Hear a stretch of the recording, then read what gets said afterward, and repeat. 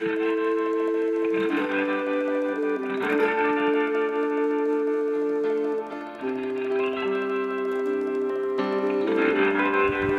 j'ai 82 ans, j'ai toujours pas de médicaments. Alors bien sûr, papa étant devenu végétarien, nous avons été végétariennes. Et c'était, oh là là, vous allez voir quand elles vont avoir la puberté. Ah bon? Ah bah vous allez voir après. Ah bah dis donc, quand elles vont avoir des enfants. Ah bon? Et puis après, la ménopause. Ah bon? Alors maintenant, c'est la vieillesse. Ah bon?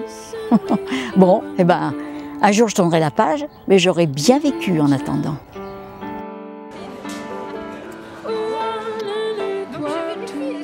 Ça se passe comme ça tu vois, dans les bras, alors qu'elle en plus elle a du... Je suis la fille de Raymond Dextrait, qui est né en 1908 et qui a été un des précurseurs de médecine naturelle, puisqu'il a commencé à écrire des livres après 10 ans déjà d'expérience. Il a écrit les premiers en 1952. Et puis, donc, il a appris avec pas vraiment des précurseurs, à part Henri-Charles Geffroy, qui avait fait la vie claire. Il était à l'origine de la vie claire. Donc c'était déjà quelque chose de complètement différent. Et il écoutait ses émissions et il lui a écrit, ils ont tout de suite sympathisé. Mon père était malade. Il avait une polyarthrite très avancée, puisque à 32 ans, il ne montait plus d'escalier. On habitait un bel appartement et on a dû aller dans un pavillon. Papa ne pouvait plus monter les escaliers. Et maman était tuberculeuse, alors qu'ils étaient dans un milieu, je veux dire un milieu classique, hein, aller voir avec médecin et médicaments si c'est nécessaire. Pour papa, il n'y avait plus rien à faire. Il y avait simplement le fauteuil à plus ou moins longue échéance. Et puis pour maman, elle est décédée, j'avais 9 ans. Et donc papa a tourné le dos à la vie qu'il avait menée jusque-là. C'est vrai que déjà papa était un très gros mangeur de viande et qu'il s'est rendu compte au fil des lectures que la viande était absolument contre-indiquée. Il disait d'ailleurs après, pour les cas comme le sien, tout ce qui est à base de rhumatisme, 1 gramme de viande égale 1 gramme de poison. Et c'était sûr, puisqu'il allait vraiment de plus en plus mal. Donc il a supprimé la viande, je dirais pas du jour au lendemain, mais assez rapidement quand même. Et c'était pas fameux, en 1950, il n'y avait pas tellement ce qu'il fallait pour se nourrir sainement. Mais il a supprimé quand même la viande, le café, les cigarettes, enfin il a vraiment, quand il dit qu'il a tourné le dos à tout ce qu'il avait fait jusque-là, c'est exact. Et puis, il a commencé à s'intéresser aux méthodes naturelles pour se soigner. Déjà à l'hydrothérapie, avec le bain de siège surtout. Plus le bain de siège encore que les douches écossaises, parce que la position du bain de siège permet d'éliminer des toxines. Ça fait un choc froid. Et ce choc froid permettait d'éliminer des toxines. Et il a pris énormément de citron pour décaper ses articulations, et petit à petit, en arrêtant de mettre des poisons dans son organisme, il a été de mieux en mieux, et d'abord il a stoppé l'évolution, et petit à petit la maladie a régressé. Il a travaillé il avait plus de 80 ans quand il a arrêté de travailler, d'aller au bureau. Il y allait 2 fois par semaine, il se levait à 5 heures du matin, parce que comme il avait horreur qu'il y ait trop de monde dans les rues, à 5 heures du matin, il pouvait rouler tranquillement. Il venait de 38 km en banlieue pour aller à son bureau à Paris. Et jusqu'à plus de 80 ans, il a travaillé. Et dire qu'il montait les marches 4 à 4, non, pas 80 ans, mais à 50 ou 60, oui, il les montait 2 par 2, systématiquement, hein. Pour quelqu'un qui marchait plus quelques années avant, il a gardé toute sa tête. Il faut dire que c'était un intellectuel, hein. Il faisait marcher sa tête, puisqu'il avait écrit plus de 60 livres sur Il disait qu'il prenait le corps humain du départ, on pourrait dire de la conception, juste en faisant vraiment l'éventail de tout jusqu'à la mort en fait. Et il a vraiment trouvé les soins appropriés pour chaque situation. Mon père n'était pas un scientifique. Il disait toujours que s'il avait été scientifique, il n'aurait pas pu mettre au point une méthode naturelle comme ça parce que il aurait toujours été bloqué. Puisque quand on est scientifique, il faut toujours avoir l'assentiment des petites éprouvettes. Et donc non, lui c'était la vie. Il s'occupait de la vie et du corps dans son ensemble, corps et tête. Hein. Pas uniquement, il fallait vraiment que ce soit quelque chose d'harmonieux, complètement, que l'individu soit harmonieux, c'est-à-dire les idées positives, tourner vers autrui, c'est ce qu'il a fait toute sa vie. Donc il a été déjà un père absolument formidable, puisqu'il s'est retrouvé avec 2 petites filles de 9 et 11 ans, quand maman est décédée. Il s'est battu vraiment pour pas qu'on nous mette dans un orphelinat ou je ne sais quoi, puisque maman était tuberculeuse. Donc il fallait nous surveiller, il fallait en plus nous surveiller de près. Et il a réussi, quand il voulait quelque chose, il le voulait. Hein. Et il a réussi et il nous a élevés tout seul. Il nous a élevés tout seul et avec... Maintenant on dirait qu'on passait pas beaucoup de temps avec papa, parce que papa avait toujours le nez dans des livres, tout le temps. Il lisait à table, il lisait tout le temps. Hein. Il a dû tout apprendre. Papa a quitté l'école à 11 ans. Donc il est vraiment un autodidacte de A à Z, on pourrait dire. Il était déjà remarqué à l'école parce qu'il était très intelligent. Il avait passé son certificat d'études à 11 ans. Mais son père avait besoin d'un apprenti qui lui coûte pas cher, qui lui coûte rien du tout, même dirais-je, et il a retiré papa de l'école pour aller taper sur des coffres-forts. Il faisait des coffres-forts, on martelait les coffres-forts à cette époque-là, et c'est pour ça que papa a eu une oreille déficiente presque toute sa vie, parce qu'il a eu les oreilles complètement lésées dès l'enfance, on peut dire. À 11-12 ans, on est vraiment un enfant encore. Mais papa a toujours tout tourné en positif. J'ai jamais entendu trouver quelque chose de négatif alors qu'il a eu une enfance, pas loin d'être une enfance malheureuse. Et au lieu de faire comme certaines personnes plus fragiles, qui reproduisent les problèmes qu'ils ont eus, papa avait décidé qu'un enfant heureux pouvait être un adulte heureux. Et il a eu raison. Hein. On a eu vraiment une enfance heureuse, toutes les deux, avec ma sœur. Vraiment, on a baigné dans l'amour. Hein. Donc c'était quelque chose de vraiment remarquable. Papa s'est intéressé à l'argile parce que l'argile on s'en servait pour les animaux, à usage vétérinaire, était utilisé à usage vétérinaire. Et il a extrapolé en disant, dans le fond, ce qui réussit à un animal, pourquoi on ne pourrait pas essayer de le faire pour nous? Et donc il a fait des essais pendant pas mal d'années, et il a écrit après L'argile qui guérit. Il était entré dans un groupe, c'était un peu différent, c'était un groupe de gens très très bons, très gentils, très purs, mais qui faisaient de la clairvoyance. C'est-à-dire que papa était tellement perdu quand maman est morte qu'il essayait par tous les moyens d'avoir une communication avec lui. Mais très rapidement, il s'est rendu compte qu'il fallait vivre sur Terre avec les terriens et que sinon, on perdait une partie de sa tête, hein, si on s'occupait trop de ce qui se passait dans l'au-delà. Et c'est pour ça qu'il a quitté ce groupe en très bons termes. Il leur avait d'ailleurs écrit 2 livres parce que ce groupe avait à la tête un Italien qui parlait très mal français. Et papa lui a écrit, le premier argile qui guérit s'appelait Terre miraculeuse. Et ça, c'était tout à fait papa. Il l'a écrit sous le nom de Romolo Mantovani. Et un autre livre, je ne sais pas lequel c'était, Vivre sain ou je ne sais pas, quelque chose dans ce genre-là, il l'a écrit aussi sous le nom de Romolo Mantovani. Et il l'aura laissé totalement. Hein. Quand ils se sont séparés, je pense que comme ça, ils étaient quittes en fait, parce que Romolo avait quand même pesé dans la vie de papa, au départ, pesé positivement hein, dans la vie de papa. Et Romolo Mantovani, jeune, avait été... la médecine avait dit qu'il était perdu, il n'y avait qu'à attendre sa mort. Et donc, il a commencé, c'est lui qui a commencé à appliquer les cataplasmes d'argile, donc qu'ils avaient étudié ensemble. Il a pris beaucoup de citrons, il a pris jusqu'à 15 citrons par jour. Je ne sais pas ce qu'il avait parce que moi j'étais petite fille. Et c'était peut-être un petit peu dans le genre de papa, en fait, puisque il avait fait les mêmes soins. Et il est mort, il avait plus de 90 ans, hein, donc le rescapé a bien survécu quand même.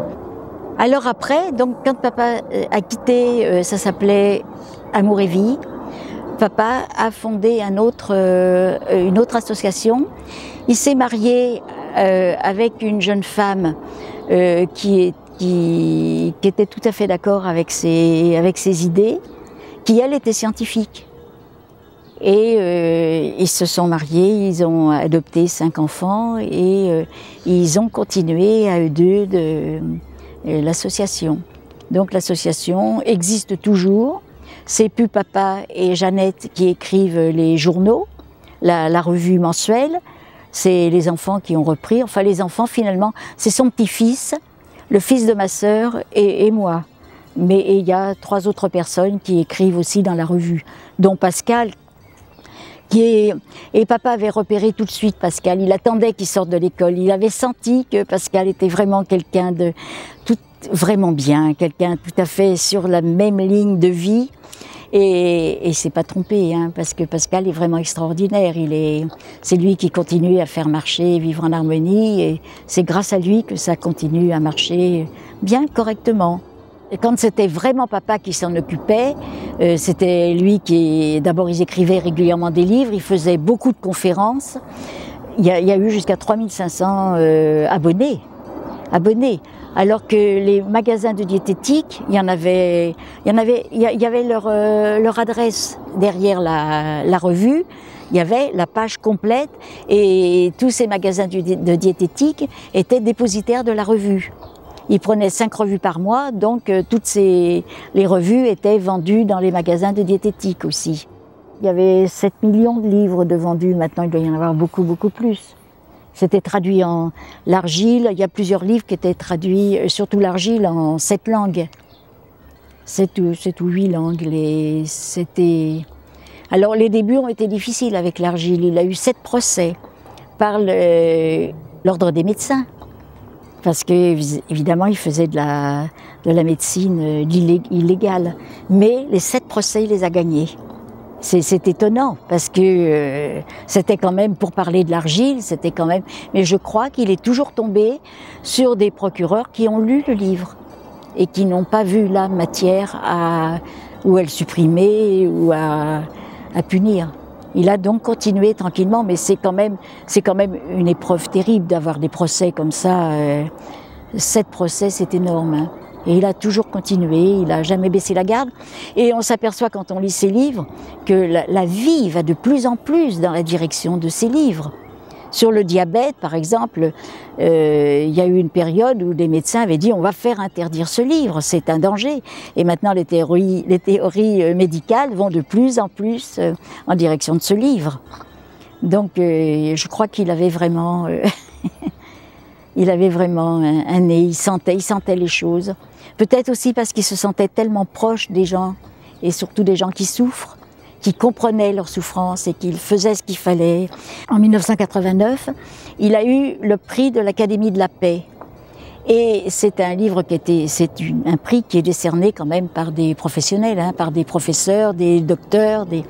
Et celui qui a proposé papa comme à la candidature du prix, il avait un problème depuis des années et il dit, en lisant la méthode, je suis tombé sur ce qu'il fallait. Et donc il l'a proposé, papa a eu donc le prix de l'Académie de la paix. Au départ, papa voulait refuser. Il voulait absolument aucune... on l'a demandé plusieurs fois, être citoyen d'honneur ou autre. Il a toujours refusé, il ne voulait pas. Et là, pour le prix de la paix, c'est ma sœur qui a insisté. En disant, papa, je crois que le prix de la paix, ça représente quand même quelque chose pour lequel, dans la direction dans laquelle tu vis. Donc, il a fini par l'accepter. Et c'était bien parce que c'était quand même, pour les nouveaux venus, ils se rendaient compte que ce n'était pas quelque chose de farfelu. Il n'y avait pas des livres sur les soins, la nourriture comme ça, il y a 50 ans. Maintenant, il y a une trentaine d'années, il en sort un par semaine, hein. Donc à ce moment-là, il y en avait relativement peu, mais il fallait quand même que ce soit étayé sur quelque chose de solide, étant donné qu'il n'était pas monsieur le professeur d'extrait, comme certains naturopathes se sont arrangés pour s'octroyer le nom de professeur, pensant que ça ferait plus solide, plus sérieux. Mais c'est quelque chose qui ne l'intéressait pas du tout. Papa préconisait l'argile, pas tellement pour un nouveau-né. D'ailleurs, évidemment, comme c'est une méthode, on peut dire la méthode Harmonie, c'est une méthode pour se soigner, se nourrir sainement et se soigner par les méthodes naturelles. Donc, en principe, un bébé n'a pas besoin d'argile. Et la majorité du temps, les mamans allaitent leur bébé. Donc elles prennent de l'argile, ou elles font des cures de jus de carotte, etc. Mais tout le monde n'allaite pas un bébé, la preuve, puisque mes parents ont adopté 5 enfants, donc ils étaient évidemment pas allaités. Et éventuellement, on peut commencer à donner une cuillère à café d'eau dans laquelle il y a eu de l'argile à un bébé. Mais les cas sont quand même assez rares.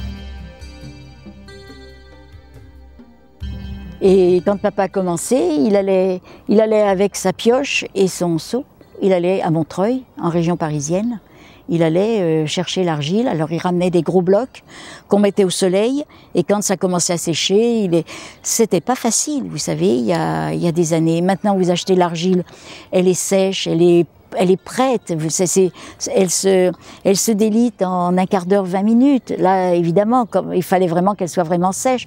On allait de l'autre côté de Paris, on est en banlieue nord, on allait de l'autre côté de Paris pour chercher du pain complet. Il fallait vraiment être motivé. Maintenant, on a une chance fantastique pour l'alimentation, comme on pourrait dire, classique, est absolument infâme. Pleine de toutes les saletés qu'on peut imaginer, mais même en supermarché. Moi, j'ai pas de Biocoop. Pour aller à une Biocoop, il faut que je prenne la voiture. Or, prendre la voiture en tant qu'écolo, je vois pas la nécessité. Alors, je vais plutôt à un supermarché. C'est quand même, et je vous assure qu'on est, on pourrait dire au minimum à 90% en bio. Et je trouve tout. Les fruits, les légumes. On prend les légumes de saison, les fruits de saison, on se limite, je ne vais pas acheter des fraises qui valent 2,95 € en ce moment, vous les voyez au marché à 2,95 €, c'est donné. Ah oui, pour manger des fraises qui ont poussé uniquement avec des produits chimiques, il faut le faire. Et donc, on vit avec les saisons et on vit fort bien. Et on arrive vraiment... Et dire qu'il faut être riche pour acheter du bio, c'est une légende.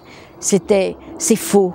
Ça a toujours été faux, ça a toujours été plus cher, puisque les moyens quand même, Dieu merci, sont autrement que dans l'agriculture habituelle.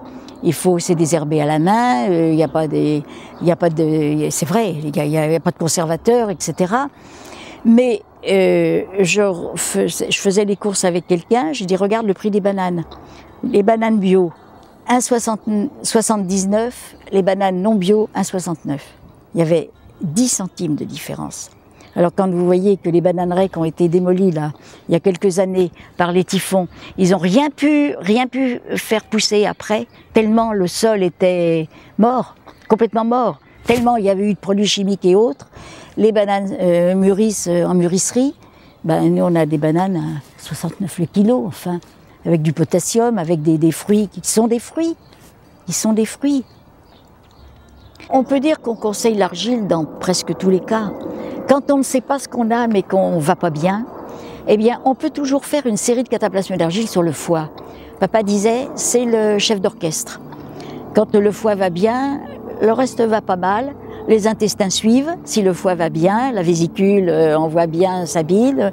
Donc dans l'ensemble, en appliquant un cataplasme d'argile à droite, sous les côtes, à droite, parce que tout le monde ne met pas le cataplasme d'argile sur le foie à droite. Elle perd pas d'efficacité si elle est chauffée, l'argile. Mais c'est plutôt la barbe à préparer, mais on peut préparer le cataplasme d'argile et le mettre sur un radiateur ou sur une casserole qui contient un liquide chaud, par exemple. Mais c'est pas indispensable. C'est plus une question de confort. Et C'est vrai que quand on applique un cataplasme froid, hop, on a un petit recul, mais immédiatement, c'est tout. Il n'y a pas de sensation de froid, rien du tout. Alors que lorsqu'on met un cataplasme tiède, des personnes ne peuvent pas le supporter froid. Donc, il ne faut pas hésiter à le tiédir, mais à ce moment-là, il faut faire très attention, parce que quand elle refroidit, le corps risque de se refroidir. Alors que quand on le met froid, il réagit immédiatement. Alors il faut mettre mettons une écharpe en laine pour maintenir le cataplasme ou quelque chose comme ça. Et puis certaines personnes qui ont des rhumatismes ne supportent pas non plus l'argile froide. Auquel cas, elles la font chauffer aussi. Le plus simple, c'est de préparer le cataplasme et de le faire chauffer après. Sinon, on peut mettre aussi l'argile au bain-marie. Mais nous, on a l'habitude, comme on se sert quand on a quelque chose, on ne met pas de l'argile une fois. On en met plusieurs fois. Donc, on prend un récipient suffisamment grand et on prépare l'argile peut-être pour 8 ou 10 jours. Donc, si on la faire chauffer au bain-marie, c'est pas utile. On ne peut pas faire chauffer tant d'argile. Alors, quand on la prépare d'avance, il faut mettre un couvercle pour pas que l'eau s'évapore et puis qu'elle sèche. Et un récipient avec de l'argile prête à l'emploi, qu'on a préparé nous-mêmes, avec de l'argile concassée, on recouvre juste d'eau. Et elle peut se garder exactement à bonne consistance pendant 10-15 jours, si elle est fermée. Quand on prépare l'argile pour faire les cataplasmes, on prend de l'argile concassée, qu'on achète par 3 kilos, on met dans un récipient et on met de l'eau du robinet, mais juste au-dessus. Un tout petit peu au-dessus, mais pas beaucoup. Et puis on attend, elle se désagrège toute seule et en principe, elle a bonne consistance. Alors pour ceux qui commencent, il y a 2 solutions. Ou bien ils commencent par acheter un petit seau d'argile toute prête, comme ça ils ont la consistance. Ou alors s'ils veulent se lancer directement, ils achètent l'argile concassée, ils la mouillent. Mais il vaut mieux qu'elle soit un petit peu trop mouillée au début, qu'il y ait un petit peu trop d'eau, parce que ou on ajoute quelques morceaux d'argile qui absorbent, ou on jette l'excédent d'eau, parce que si on la fait trop sèche, elle sera désagréable. Ça fera un paquet, au lieu de s'adapter un petit peu là sur l'endroit où on le met, on aura une espèce de paquet qui sera désagréable, et qui aura peut-être plus tendance à se refroidir. Donc, mais on prend l'habitude, au bout de 3 cataplasmes, l'argile est parfaite. Hein. L'argile ne tâche pas. C'est-à-dire que si elle coule un petit peu dans le lit, par exemple, parce qu'on n'a pas pris suffisamment de précautions, ça n'a pas d'importance, on laisse sécher. On n'essaie surtout pas de la retirer tant qu'elle est humide, parce que ça colle, ça poisse, c'est la barbe. Quand elle est sèche, il suffit de frotter un peu, elle s'en va en poudre. Et elle ne sèche pas, jamais. Ça n'a jamais taché des draps, ce qui est important. On ne met jamais de plastique autour. On met ni cello frais. On peut mettre des feuilles de chou si vraiment il fait très chaud, par exemple, ou que le cataplasme est assez mince parce que c'est un endroit douloureux et qu'on ne peut pas mettre les 2,5 cm qu'on met en général pour tout cataplasme. Eh bien, on peut mettre des feuilles vertes, mais les feuilles de chou sont parfaites. Mais on ne met surtout pas, il faut que l'argile respire. Si on met un plastique, on gêne l'échange qui se fait entre l'organisme et l'argile. Donc on ne met jamais ni plastique, ni aluminium, les feuilles d'alu, là, ni cello frais, non. Si vraiment on a peur qu'elle sèche trop, on met des feuilles de chou. On peut même faire le cataplasme directement sur une feuille de chou. Mais en général, par exemple le bas-ventre, le dos pour une sciatique, sur les douleurs, pour les douleurs rhumatismales ou autres, un cataplasme à peu près comme ça de 2 cm, 2 cm et demi, passe toute la nuit, sans sécher. Sans sécher. Il n'y a pas besoin de mettre quoi que ce soit d'autre. Alors on le maintient évidemment. Par exemple, quand on veut mettre des cataplasmes d'argile, moi j'en sais quelque chose puisque j'avais une dizaine d'années quand j'ai eu ma première crise de périarthrite. Comme ça, je suis bien au courant des soins par l'argile parce que, étant donné l'héritage qu'on a eu de mon père qui était arthritique, ses parents étaient arthritiques et du côté de maman, c'était la tuberculose. Donc les soins naturels ont été faits quand même assez tôt. Eh bien, on achète en pharmacie du pansement tubulaire élastique. On coupe un morceau, comme un pied de chaussette, on l'enfile, on met le cataplasme d'argile et on met ce surjet fixe dessus, ce qui permet de ne pas avoir besoin de quelqu'un, d'une tierce personne. Puisque l'argile tient, on peut donc bander tranquillement, mettre une bande tout autour pour bien maintenir le cataplasme pour qu'il ne se souffle pas. Donc, et ça passe la nuit sans aucun problème. Là, ça ne gêne pas. Par exemple, l'argile sur le front pour la cataracte, comme je disais tout à l'heure, quand on m'a dit vous avez un début de cataracte, bon, très bien. Vous revenez dans 6 mois, bon, c'est encore mieux. Dans 6 mois, pour m'entendre dire vous allez vous faire opérer, non. J'ai mis de l'argile donc sur le front et le cataplasme, c'était vite fait, hein. L'argile était prête. 2 papiers de papier absorbant, 2 largeurs de papier absorbant. Hein, il y en a maintenant, on en trouve du recyclable sans tout un tas de produits chimiques. Donc le papier plié comme ça en 3 pour que ça fasse quand même de l'épaisseur, que ça mouille pas. Je mets l'argile toujours à peu près cette longueur-là, sur cette épaisseur-là. Je remonte mes cheveux, je mets le cataplasme et je me suis fait un bandeau. Et je mets mon bandeau. Et ça passe. Et si je me lève vers 4-5 heures du matin pour un petit pipi, généralement je retire le cataplasme parce que s'il a commencé à se déplacer, c'est froid, c'est désagréable. Mais tant qu'il est en place, chaque cataplasme d'argile, quand on l'applique, il faut bien l'appliquer. Appliquer, c'est vraiment le mot. Il faut vraiment qu'il adhère à la peau. On met pas de gaz, hein. On met une gaze simplement sur une brûlure énorme, par exemple, qui est très douloureuse. Donc on mettra une gaze parce qu'on mettra un tout petit cataplasme d'argile. Et avec la gaze, on est sûr qu'on pourra le retirer dès qu'on sentira qu'il est plus assez humide. Et puis, avant on en mettait dans les endroits pileux, mais quand j'attendais les bébés, j'ai toujours mis les cataplasmes d'argile pour avoir un bon accouchement, et ça s'était avéré. J'ai jamais mis de gaz, et le cataplasme c'est pareil, là je gardais toute la nuit. Ou je le maintenais simplement avec un slip. Comme j'aime pas être boudinée, je mettais même pas de bande, simplement mon slip le maintenait pour toute la nuit. Si bien que je crois que toutes les situations peuvent être au moins améliorées par le cataplasme d'argile. Et on ajoute à ça l'argile par voie buccale. Donc on achète une argile en poudre, verte de préférence, hein, mais surtout pas blanche. La blanche c'est du kaolin. Donc elle est bien pour des personnes très très malades, qui sont très fragiles ou très âgées, pour pas faire quelque chose de trop fort, parce qu'elle est adoucissante. Mais on peut guère espérer plus, elle n'est pas curative. Alors que l'argile verte est curative, une cuillère à café dans un verre d'eau, préparée la veille au soir, on la prend le matin, sous forme de cure, 3 semaines par exemple, et puis après, ou une fois de temps en temps, ou une semaine sur 2, en fonction évidemment de son état de santé. Si on a un problème de santé à surmonter, après cette cure de 3 semaines, on en prend régulièrement, 1 semaine sur 2.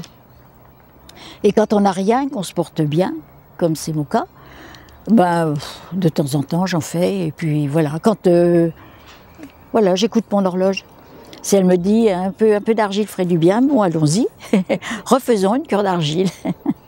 En externe, oui. L'effet sérité, c'est-à-dire qu'on ne s'est jamais servi de talc, on a toujours utilisé de l'argile à la place du talc, de l'huile d'olive, de l'argile, et donc on n'a jamais eu...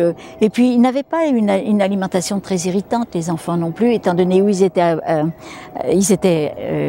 allaités, ou alors ils avaient une nourriture déjà plutôt végétale. On donnait pas de lait de vache, par exemple. On faisait un lait avec du blé, on mettait de la purée d'amande dedans pour équilibrer, et puis dès qu'un enfant peut être sevré, il commençait à manger presque de tout. Alors, donc l'argile peut quand même être donnée à des petits qui en ont besoin. Et donc pour les bébés, on conseille plutôt les feuilles de chou. Un enfant qui digère mal, qui a l'air d'avoir des coliques ou autre, on met des feuilles de chou sur le ventre ou un petit cataplasme d'argile, il n'a pas besoin d'être gros, puisque un petit gros comme la main, ça fait tout le corps. Donc ça va de haut en bas. Mais pas, sans que ce soit épais, de façon à pas gêner le bébé. Mais très souvent, en appliquant 2 épaisseurs de feuilles de chou bien écrasées, là, bien molles, on surmonte énormément, les bébés surmontent énormément de choses. On n'a jamais eu de médicament. Je n'ai jamais eu de médicament. J'ai mis au monde 5 enfants, dont des jumeaux. Je n'ai jamais eu le moindre médicament. D'abord, j'étais partie du principe, pour moi, accoucher, les chats ils accouchent, les chiens ils accouchent, moi j'ai accouché, hein, j'étais pas autrement. Donc je n'en ai jamais eu peur et ça s'est toujours passé remarquablement. Donc je n'avais pas besoin du moindre médicament. Il n'y en avait pas dans la maison, il n'y en a toujours pas d'ailleurs. Pour le cataplasme, en général on le met là où on a mal. Hein. Et puis on les change. Si par exemple il y a une brûlure, on les met très petits, on les change très souvent parce qu'ils chauffent, ils finissent par chauffer.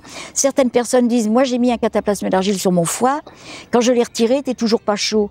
Non, il y a certaines personnes où ça chauffera jamais. Et il y en a d'autres, quand il y a une inflammation, en général l'argile chauffe assez vite, donc il faut pas hésiter à la changer dès qu'on en sent le désir de la changer. Et en principe, on ne met pas, par exemple, 2 cataplasmes d'argile au même endroit sur les organes. On ne mettra pas d'argile en même temps au bas-ventre et à la nuque. Ou dans le dos, par exemple, parce qu'on a une sciatique, et au foie. Parce que ça fatiguerait trop l'organisme et ça le perturberait un petit peu. Où doit-il aller pour faire son travail? Mais si on a une belle plaie au genou ou qu'on on a un rhumatisme au genou ou au bras ou autre, sur les membres, on peut en mettre même si on a un cataplasme sur l'organisme. Les membres sont indépendants de l'organisme, hein, ils laissent faire, ils laissent faire sans problème. Et c'est à chacun de voir combien de cataplasmes d'argile il peut accepter sans fatigue ni énervement. C'est assez rare que ça énerve. Mais certaines personnes sont énervées avec de l'argile à la nuque. Alors que l'argile à la nuque est parfaite pour les migraines, pour l'arthrose cervicale. Il y a beaucoup de personnes qui ont l'arthrose cervicale, donc l'argile à la nuque est vraiment indispensable. Et au début, il ne faut pas faire un cataplasme trop épais pour pouvoir le retirer s'il énerve. Ça peut arriver, ça peut arriver. Pour le bas-ventre, c'est dans les cas de tous les problèmes intestinaux. Le dernier mois d'une grossesse, ça aide vraiment. On a vu un bébé, c'est arrivé au moins 2 ou 3 fois, des bébés qui se présentaient par le siège et qui, avec les cataplasmes d'argile, se sont retournés, mais les derniers jours, hein, juste avant l'accouchement, se sont présentés normalement. Et puis l'argile favorise aussi la lactation. Elle enrichit le lait. L'argile par voie interne. Et donc on met un cataplasme d'argile le soir au coucher, quand on atteint un bébé, jusqu'au dernier moment. Pour les règles difficiles, il y a évidemment certaines tisanes et le cataplasme d'argile sur le bas-ventre. Mais on arrête, voilà, entre les cycles. Dès que les règles arrivent, on arrête de mettre le cataplasme. On remettra un jour ou 2 quand le cycle est terminé. À ce propos, il y a une jeune femme qui n'avait pas ses règles depuis 2 ou 3 ans. Elle a pris de l'argile sans arrêt, elle. En général, on dit elle a pris de l'argile par voie buccale, sans faire d'interruption. Et au bout de 3 mois, ses règles sont venues. Et après, elle a eu des cycles normaux. Et vous voyez, c'est pour ça l'expérience de chacun est importante, parce que on a toujours dit de faire une petite pause. C'est pour ça quand on dit 1 semaine sur 2 ou 3 ou 4 jours par semaine, par exemple, c'est pour qu'il y ait cette petite pause. Et ben là, il n'y en a pas eu besoin, puisque l'argile a vraiment agi complètement jusqu'au bout. Certaines personnes craignent que l'argile bloque les intestins, mais c'est en fonction des réactions de chacun. On a vu une personne qui était constipée depuis des années et qui avait la première cure d'argile, a eu ses intestins qui ont commencé à refonctionner. Mais c'est plus souvent dans l'autre sens. Effectivement, quelquefois, ça peut induire une petite constipation. Alors il y a plusieurs solutions. Il ne faut surtout pas arrêter. Hein, c'est vraiment dommage de se passer de l'argile. Ou bien on prend une tisane laxative, ou on prend une tisane laxative le soir, ou bien on la prend un quart d'heure avant un repas. Et elle constipe pratiquement jamais en étant prise un quart d'heure avant un repas. Soit le midi, soit le soir. Ou même le soir au coucher. Si elle a tendance à constiper, ce sera que le matin. Et de toute façon, c'est pas mal de la prendre parce que tout ce qui est pris le matin à jeun est toujours favorable, le plus favorable. Alors, le mieux, c'est de continuer à la prendre le matin à jeun et de prendre une petite tisane laxative. Ou manger des kiwis, 2 kiwis avant un repas, et puis vous régularisez vos intestins. Papa a toujours fait des formules plutôt avec 5-6 plantes, parce qu'il y en a toujours une qui renforce l'autre, et puis c'est jamais pour une seule chose. C'est pas comme un médicament qui sera pour une seule chose. S'il y a une constipation, c'est aussi parce que le foie est peut-être fatigué ou paresseux. La bile ne viendra peut-être pas pendant la digestion. Il y a plein de choses. C'est pour ça que les tisanes sont composées, parce que les plantes agiront dans plusieurs directions. Et on s'apercevra qu'au bout de quelques temps, on peut prendre autant d'argile qu'on veut à n'importe quel moment, ça ne constipe absolument plus. Il faut peut-être que le corps prenne connaissance de cette argile et puis s'habitue et l'utilise au mieux. Donc le corps sait peut-être pas que la constipation est embêtante pour certaines personnes. Je crois que de toute façon, on ne pourra pas soigner des problèmes intestinaux uniquement avec l'argile par voie buccale. Il faudra forcément des applications d'argile externes. Voilà, il faudra forcément des applications d'argile. Et donc, je pense que c'est cette argile-là, par voie externe, qui va faire le nettoyage. Et elle sera aidée par l'argile qui aurait été prise par voie buccale. Parce que si l'argile par voie buccale s'arrêtait, elle pourrait faire un bouchon et puis conduire à des problèmes vraiment graves, à une occlusion par exemple. Or, ça fait combien d'années? 50, 60, ben ça fait plus de 60 ans. On n'a jamais entendu parler d'un cas d'occlusion par des personnes qui prenaient de l'argile. Jamais. Ce n'est jamais arrivé. Et on peut dire qu'il y a des millions d'utilisateurs pour l'argile, d'autant plus que depuis l'accident de Rika Zaraï, c'est elle qui a... papa l'a guidée pour se soigner. Mais avec les livres qu'elle a écrits, ça a fait une divulgation de l'argile parce que il fallait déjà être un petit peu porté sur la médecine naturelle pour aller dans les magasins diététiques et acheter ce qui convenait. Tandis qu'elle, ses livres étaient même vendus dans les gares. Elle avait une grande notoriété comme chanteuse, donc elle a intéressé énormément de gens. Et l'argile est devenue, a été vraiment divulguée à ce moment-là. Pour les gens, c'était plus manger de la terre, ou ils avaient fait la différence quand même. Et beaucoup de gens ont commencé comme ça. Et papa disait, elle a fait une promotion des livres sur l'argile parce que ça a fait vendre les livres de papa. Elle a vendu le sien, mais les gens qui ont mordu à son livre, parce qu'il était très agréable, son livre, se sont tournés parce qu'elle a eu la gentillesse, elle, de toujours parler de papa. Elle a fait les soins que papa lui avait indiqués. Alors qu'il y a des tas de gens qui sont littéralement sauvés, mais qui n'en parleront jamais. Donc elle a eu cette gentillesse et cette intelligence. Et donc l'argile, le mot argile ne provoquait plus des yeux gros comme des billes. Hein. C'était fini. Bon, l'argile, d'accord. On est pour ou on n'a pas envie d'essayer, peu importe. Mais c'était plus un repoussoir. Et maintenant, il y a beaucoup de médecins qui peuvent pas dire appliquer de l'argile, mais beaucoup de personnes vont consulter déjà aussi pour avoir des diagnostics ou autres. Quand on leur demande qu'est-ce que vous faites, il y a 50 ans, vous n'auriez pas dit j'applique des cataplasmes d'argile, parce qu'ils auraient dit bon, on appelle SOS médecin. Hein. Mais maintenant, il y a assez rarement quelque chose de très négatif. C'est bon.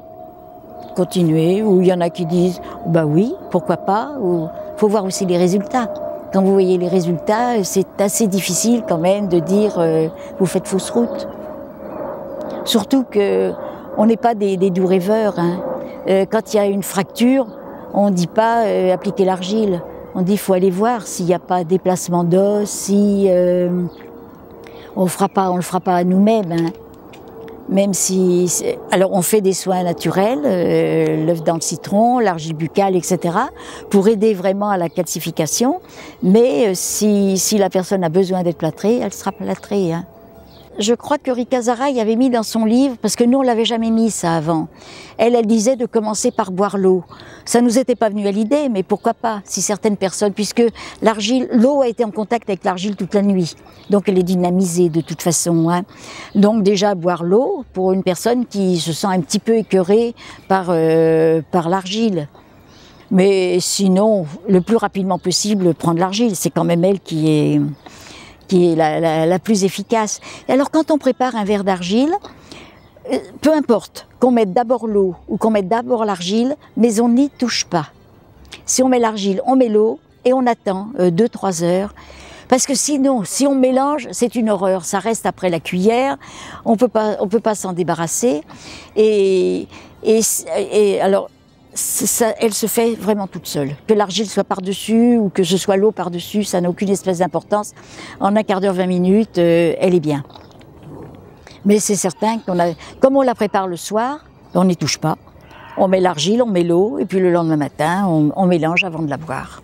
Pour les cataplasmes, il y a certaines personnes, une personne que j'aime beaucoup, hein, Jeanne Allègre, qui est vraiment spécialiste dans l'argile.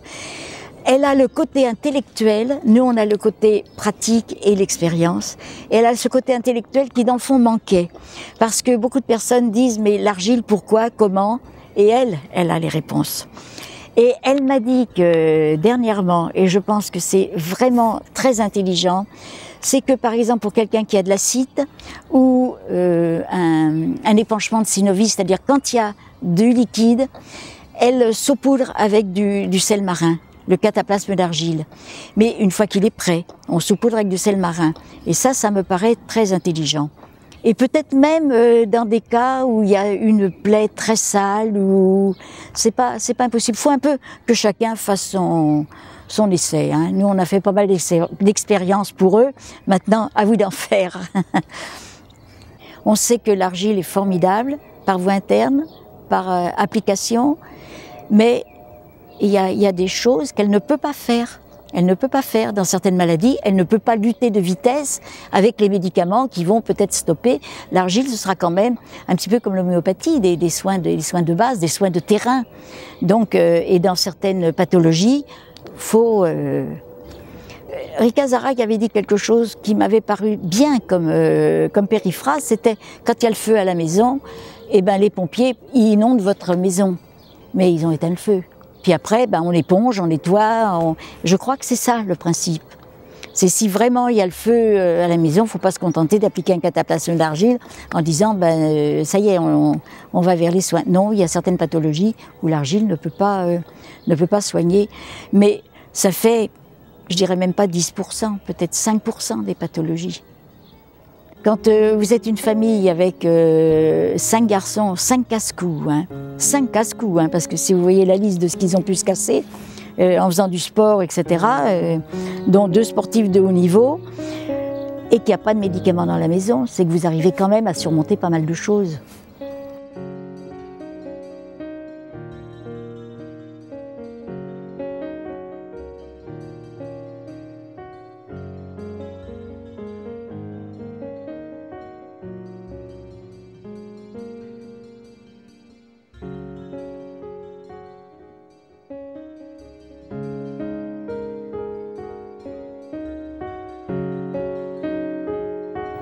Il y a toujours papa.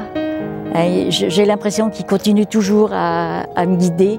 Et vous savez, je réponds beaucoup à des questions puisqu'on a une revue, donc on a des abonnés.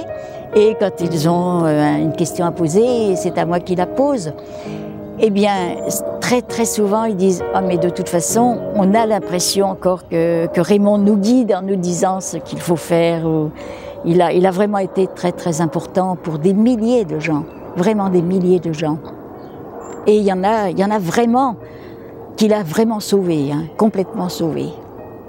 Mais déjà, apprendre aux personnes à vivre, à bien vivre, sans avoir peur de tout. Même, je vous dis, avec mes garçons, moi, j'avais pas peur de tout. Je savais qu'il y a eu vraiment des coups durs. Hein. Tout à l'heure, Philippe te disait qu'il avait reçu un coup de couteau dans l'œil. Eh ben, on a mis des cataplasmes d'argile. Enfin, mes garçons ont eu des trucs énormes et on a mis des cataplasmes d'argile. Et je vais vous dire une anecdote aussi. Là, c'est avec le bain de siège. Le bain de siège est quelque chose de très important puisque ça fait ce choc froid qui aide vraiment, c'est une vaccination naturelle, hein, tout simplement. Ça aide le corps ça stimule les défenses du corps. Et ma petite fille était descendue chez ses grands-parents qui habitent dans le secteur. Elle avait mangé quelques chocolats. Et puis, elle est remontée, elle est allée dans la salle de bain, elle a mis de l'eau dans le bidet et elle a pris un bain de siège. Elle a dû se dire, bon, on va limiter les dégâts. Donc, les enfants acceptaient. Mais quand ils étaient plus grands, moi, j'avais même pas besoin d'appliquer, ils le faisaient d'eux-mêmes. J'ai 2 de mes garçons qui se sont fendus l'arcade sourcilière. Et l'aîné, c'était en forêt, il était dans une Jeep décapotable, il a pris une branche, bon, vraiment... Et quelle chance, les médecins étaient en grève. C'était magnifique parce que comme il était avec des amis, c'était plus difficile de dire, enfin ils sont rentrés à la maison. Mais là, Philippe était adolescent, donc il a mis l'argile lui-même. Mais il retirait le soir, il en remettait la nuit. Et le deuxième qui s'est vraiment aussi ouvert l'arcade sourcilière, il était dans un lit superposé. Et la nuit, comme on venait de vacances, donc on avait campé, il était au ras du sol. Lui, la nuit, il s'est levé, il est tombé sur le radiateur. Alors, il s'est vraiment fendu l'arcade sourcilière. Il avait plutôt les sourcils bruns. Philippe était blond, très blond, donc ça se voit pas du tout. Et lui était plutôt brun. Et faut vraiment regarder de près, on voit un fil. Alors que l'arcade sourcilière, c'est horrible. Au bout d'un quart d'heure, c'est même plus en face. La première partie n'est même plus en face à deuxième, hein, tellement les morceaux sont gonflés et on a tout soigné uniquement avec l'argile. Il y en a un qui faisait des acrobaties avec son vélo et puis il s'est fendu comme ça, en dents de scie. Donc aussi là, Dieu merci, on pouvait même pas mettre d'agrafes. Et on ne l'aurait pas fait. Mais s'il avait fallu, on n'aurait pas pu. Un enfant normal, vivant normalement comme les autres, je ne sais pas ce qu'on lui aurait fait. Il aurait eu certainement d'énormes cicatrices. Et mon fils, plus tard, en tant qu'adulte, a été barbu. Et il ne lui manquait pas un poil de barbe. Hein. Et alors que ça s'est complètement remis uniquement avec les cataplasmes d'argile. Cette argile a vraiment été quelque chose d'énorme dans la vie. Parce que ça m'a vraiment permis d'avoir la tête plus libre, alors que sans ça, vous faites tout le temps du souci avec des garçons. Puis le mari, il n'était pas mieux. Hein. Il était aussi casse-cou que ça en faisait 6 à la maison. Il fallait quand même assumer. J'ai assumé sans problème, sans difficulté. Simplement, j'avais toujours de l'argile prête. Toujours un bol d'argile prête. Et ça s'est avéré tellement souvent. Plus on va vite, mieux ça vaut. Sur une brûlure, moi je conseille, parce que c'est souvent la main, de mettre la main par exemple sous le robinet le temps qu'on prépare le cataplasme d'argile pour que ce soit pas du tout à l'air et on peut avoir des brûlures énormes sans souffrir. Et ça aussi c'est important. Et sans cicatrice. Une brûlure du 2e degré sans cicatrice. On l'a vu. Mon beau-frère a eu une brûlure à l'os, jusqu'à l'os. Hein. Ça a duré très longtemps. Mais il s'est soigné aussi uniquement avec l'argile. Alors la seule chose dans le cas des brûlures, c'est une question de surface. Parce que sans ça, le corps se déshydrate et à ce moment-là, bon, faut passer par la médecine, bien sûr.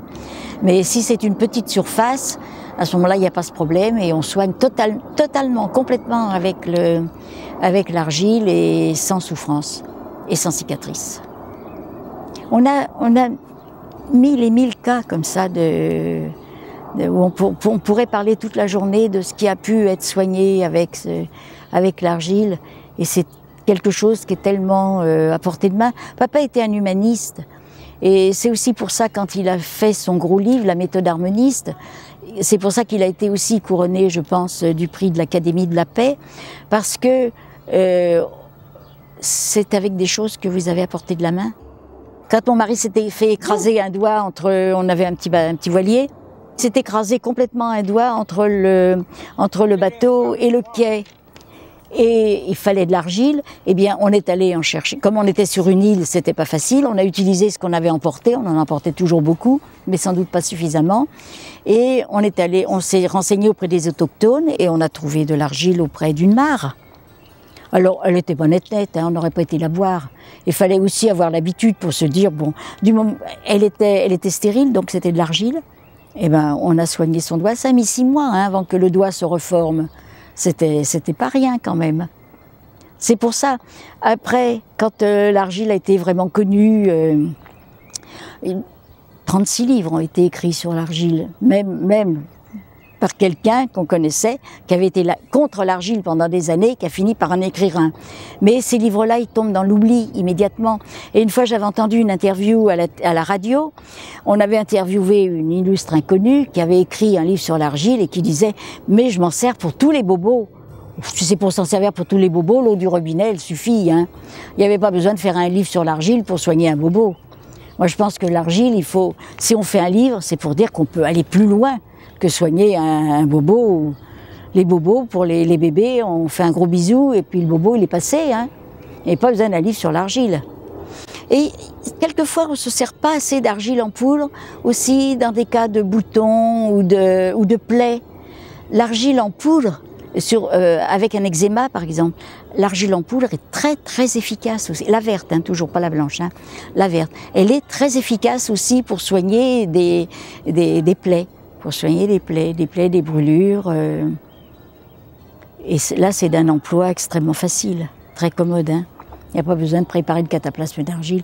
Mais quand on a préparé un cataplasme d'argile, peut-être qu'on rechigne la première fois, et beaucoup de personnes se disent « Oh là là, quel travail, je vais mettre longtemps, etc. » Puis vous s'apercevez qu'il faut un rien de temps. Surtout si on a pris la précaution d'en préparer une bonne quantité. Tous les soirs, on en reprend une. Un cataplasme d'argile ne doit servir qu'une fois, toujours. On le met précisément sur du papier absorbant parce que ça permet de refermer le papier et de ne pas salir les boîtes à ordures. Quand c'est dans les ordures, c'est quand même pas très plaisant d'un truc qui a été peut-être sur une plaie ou autre. Donc on referme, hein, par respect pour les autres. Mais il sert toujours qu'une fois, même si vous mettez un cataplasme sur un foie, quand vous le retirez, votre cataplasme, il est comme quand vous l'avez mis. Mais il a aspiré des toxines et donc on ne s'en sert jamais une seconde fois. Ça, c'est aussi important. Sur les brûlures, c'est efficace. La vitesse du cataplasme d'argile, de l'application de l'argile est essentielle. Il faut vraiment, quitte même à ou saupoudrer, ou, comme nous avions toujours un tube d'argile. Alors, on ne peut pas faire de cataplasme d'argile, vraiment, avec les tubes, parce que elle sèche trop vite, parce qu'elle est un peu liquide. Mais c'est vraiment le premier secours. Ça vous permet de mettre déjà, de mettre de l'argile qui évite l'air, et ça permet, si l'argile n'est pas prête, d'en préparer et de faire après de vrais cataplasmes d'argile. Et se soigner uniquement avec de l'argile en tube, ça reviendrait très très cher. Il vaut mieux à ce moment-là acheter un pot d'argile toute prête. Si on sait qu'on n'a pas tellement besoin d'argile et pas régulièrement, à ce moment-là on peut acheter, surtout quand on n'a pas l'habitude de la préparer. Mais quand on a l'habitude de la préparer, ça nous paraît tellement simple qu'il n'est pas nécessaire. Mais il faut qu'elle soit fermée, si on veut la garder un moment, sinon elle séchera. Alors vous avez préparé de l'argile. Et puis, vous êtes parti en vacances 1 mois, 2 mois, donc en venant, l'argile n'a plus la bonne consistance. Il vaut mieux carrément laisser à l'air, laisser totalement sécher l'argile. Parce que vous allez vous ennuyer à nettoyer, c'est à jeter pratiquement, hein, tellement c'est impossible à nettoyer. Alors que si vous la laissez sécher, ça va redevenir des morceaux, et même le récipient, lui, sera pratiquement propre. On peut se resservir du même récipient. Mais surtout, ne jamais essayer de laver de l'argile humide encore. Par exemple, un cataplasme d'argile à la nuque, ou ailleurs, mais enfin, vous le retirerez très très facilement, le peu d'argile qui reste, avec un gant de toilette dans l'eau très chaude. mettre de l'argile dans la baignoire, c'est pas évident parce que vos canalisations, elles vont finir par complètement être colmatées. Donc, et c'est pour ça aussi qu'on met l'argile. Ça paraît peut-être pas très écolo de mettre l'argile sur un papier absorbant au lieu de la mettre sur un chiffon. Nous, c'est ce qu'on a fait au début. D'abord, ça n'existait pas le papier absorbant. Mais vous finissez par boucher les canalisations parce qu'il y a toujours un petit peu d'argile et comme elle est lourde, elle tombe dans le fond du siphon et il y a le problème. Tandis que là, on jette carrément le cataplasme et on n'a plus de chiffon à laver. Les bains de sable, si on peut dire, sont valables. Hein, c'est excellent de s'enterrer. Les gamins qui s'enterrent dans le sable jusqu'à la tête, c'est excellent. Mais je pense que c'est pas curatif. C'est plus pour redonner de la vigueur, de l'énergie. L'argile marche sur les kystes. Les kystes sur les ovaires. Sur les ovaires. Alors moi je dis toujours, en cas de kyste sur les ovaires, il faut consulter pour savoir si c'est un kyste lipidien ou pas. Si le médecin dit, oh là là, il faut pas tarder, alors il faut le faire. Hein, parce que c'est pas la peine d'aller au-devant d'une catastrophe. Mais s'il dit, ben vous revenez dans 6 mois, parfait, merci beaucoup, parce que dans 6 mois, il y a de fortes chances pour que ça ait disparu. Mais, ce qu'il faut savoir, c'est que très souvent, les kystes, les nodules, au départ des soins par l'argile, leur façon de réagir, c'est de grossir. Alors, si vous vous précipitez au bout de 15 jours pour faire un nouvel examen, on va vous dire, oh là là, mais c'est en pleine évolution, et vous avez tout faux. Et si vous attendez 6 mois pour y aller, il ne vous arrivera pas de pépin tant que vous appliquerez l'argile. Ça, c'est bon à savoir. Il ne peut pas y avoir un pépin. Enfin, il ne peut pas. Je suppose. Mais en 60 ans, il n'y en a jamais eu. Et ça fait quand même beaucoup de gens qui s'en sont servis. Hein. Mais c'est vrai que très souvent, il est important d'aller consulter pour avoir un diagnostic précis. C'est un peu dommage de soigner le foie, si c'est pas le foie qui a des problèmes, mais que c'est autre chose. Il faut quand même mieux savoir, nous on le sent, on le sent en général, hein, mais tout le monde ne le sent pas. Il y a beaucoup de personnes qui se rendent pas compte de ce qu'elles ont, puisqu'il n'y a qu'à voir pour un oui, pour un non, on va chez le médecin alors qu'on a un rhume de cerveau, ou on va aux urgences alors qu'on a éternué 3 fois. Donc, avec l'habitude des soins naturels, on se préoccupe plus de ça. Hein. Sur les fibromes, alors là, il faut patience et persévérance. Mais un fibrome peut parfaitement disparaître. Mais c'est pareil, après consultation, pour être sûr qu'il n'y a pas un risque important. Alors, si le médecin donne rendez-vous dans même 3 mois, hein, s'il dit, oh ben, par prudence, je vous reverrai par 3 mois, le par prudence, c'est parfait. Ça nous suffit, ça nous suffit. Mais s'il dit, vous savez, moi je vous conseillerais tout de suite l'opération, désolé, mais vous y êtes pris trop tard. Donc, il vaut mieux faire du préventif. Hein. Il y a eu aussi, sur les nodules thyroïdiens, il y a eu aussi des... Oui. Alors quand la famille est un peu effarée, bah, ça vaut la peine d'aller voir un homéopathe, qui donnera quand même un médicament qui ne sera pas à prendre à vie. Et si c'est trop important, trop avancé, il y a aussi le fait qu'il faut voir l'état général. Par exemple, appliquer des cataplasmes d'argile sur quelqu'un qui est déjà au bout du rouleau, vous risquez de le fatiguer. Ce sera vraiment un cataplasme d'une demi-heure, peut-être d'1 heure maximum, pour ne pas continuer à l'épuiser. Donc l'état général a aussi son importance, forcément. En principe, on ne mettait jamais sur les yeux. Et un jour, lors d'une table ronde, on pourrait dire, quelqu'un a posé la question, j'ai dit non, on ne met jamais l'argile sur les yeux, on met sur le front, ou éventuellement sur les tempes, mais pas sur les yeux. Et une personne, c'était une religieuse, hein, qui revenait d'Afrique et qui a dit, il y a des maladies très graves pour les yeux en Afrique, où vraiment c'est la cécité au bout, et elle a dit, moi je soigne en mettant l'argile sur les yeux. Et il y a pas mal de personnes maintenant qui mettent, mais il faut au moins commencer par le front, pour habituer quand même la tête. Alors on commence par le front, et après, le cataplasme du front, on le descend en biais sur l'œil. On ne mettra pas de but en blanc. Moi, je l'ai fait hein, quand j'étais adolescente, je sais pas ce que j'avais. J'ai mis un gros paquet d'argile sur l'œil, mais j'ai eu l'impression que mon œil se retournait. Fallait vraiment que j'ai confiance dans l'argile parce que c'était à se demander si j'allais encore avoir un œil après cette expérience. Oui, oui, j'ai eu mon œil après cette expérience, mais c'est pas la peine de le faire puisqu'on le sait que c'est pas. Il vaut mieux habituer sa tête à avoir l'argile un peu sur le front-œil, puis après œil si vous voulez. Est-ce que les soins sont toujours très longs ou est-ce qu'il peut y avoir des actions rapides? C'est aussi une question de personne.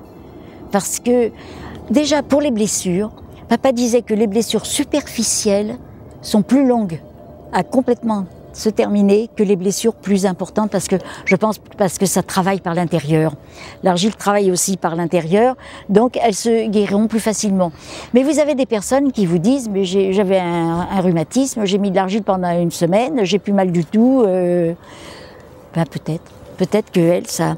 Mais il n'est pas dit que le rhumatisme ne reviendra pas. Quelquefois, il vaut mieux continuer un peu plus longtemps quand la douleur est partie pour aller plus profondément au fond des choses. Mais il y a vraiment des personnes qui réagissent extrêmement vite. Et d'autres, et surtout dans certaines pathologies, il faut compter peut-être 3 semaines, 1 mois avant d'avoir vraiment la première amélioration.